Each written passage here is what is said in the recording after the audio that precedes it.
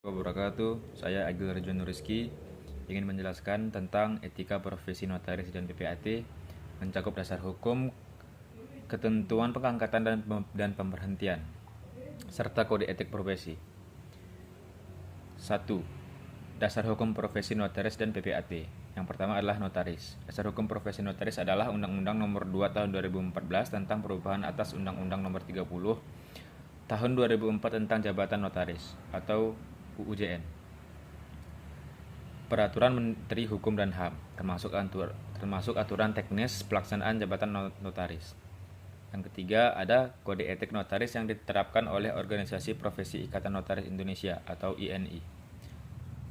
Lalu, dasar hukum profesi PPAT atau pejabat pembuat akta tanah. Dasar hukum yang pertama adalah Peraturan Pemerintah Nomor 24 Tahun 1997 tentang pendaftaran tanah.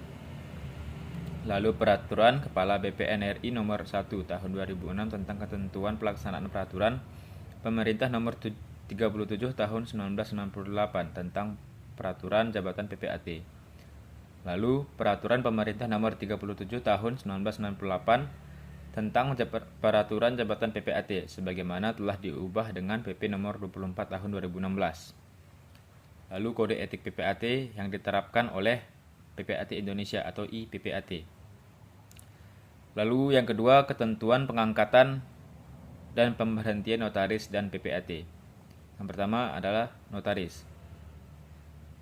Pengangkatan yang pertama, syarat pengangkatan yang pertama adalah harus warga negara Indonesia, minimal berusia 27 tahun, lalu pendidikan S1 hukum dan magister kenotariatan. Lalu magang minimal 24 bulan di kantor notaris. Selanjutnya lulus ujian pengangkatan notaris, lalu diangkat oleh Menteri Hukum dan HAM. Lalu proses pemberhentiannya yang pertama adalah pemberhentian sementara karena tersangkut perkara pidana atau permintaan majelis pengawas. Lalu pemberhentian tetap karena meninggal dunia, permintaan sendiri, masa jabatan berakhir, usia 65 atau 67 tahun, lalu pelanggaran berat kode etik dan hukum. Lalu ada PPAT, proses pengangkatan yang pertama adalah harus warga negara Indonesia, sehat jasmani dan rohani. Lalu yang kedua, pendidikan S1 hukum dan magister kenotariatan. Lalu yang ketiga, lulus ujian PPAT. Dan yang terakhir, diangkat oleh Kepala BPN atau Badan Pertahanan Nasional. Proses pemberhentiannya adalah meninggal dunia, permintaan sendiri usia 65 tahun, dijatuhi pidana yang telah berkekuatan hukum tetap, melanggar kode etik dan ketentuan peraturan undang-undang. Lalu yang terakhir, kode etik profesi notaris dan PPAT. Yang pertama, kode etik notaris. Disusun dan diawasi oleh Ikatan Notaris Indonesia atau INI mengatur hal seperti ini. Yang pertama, kemandirian dan integritas notaris dalam menjalankan jabatannya. Kewajiban menjaga rahasia jabatan. Larangan bertindak sebagai kuasa pihak dalam akta yang dibuat. Tidak menyalahgunakan jabatan untuk keuntungan pribadi. Lalu yang terakhir, selanjutnya wajib memberikan pelayanan kepada semua pihak secara adil.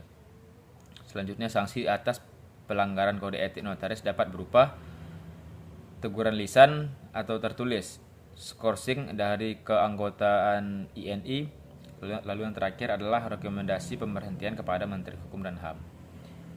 Lalu kode etik PPAT disusun oleh PPAT Indonesia, antara lain mengatur kewajiban menjalankan tugas secara jujur, adil dan tidak memihak, menjaga kerahasiaan data dan dokumen klien, tidak melakukan praktik yang bersifat komersialisasi akta, tidak merangkap jabatan yang menimbulkan konflik kepentingan. Lalu, sanksi terhadap pelanggaran kode etik PPAT dapat berupa teguran, peringatan, pembekuan hingga pencabutan jabatan oleh BPN.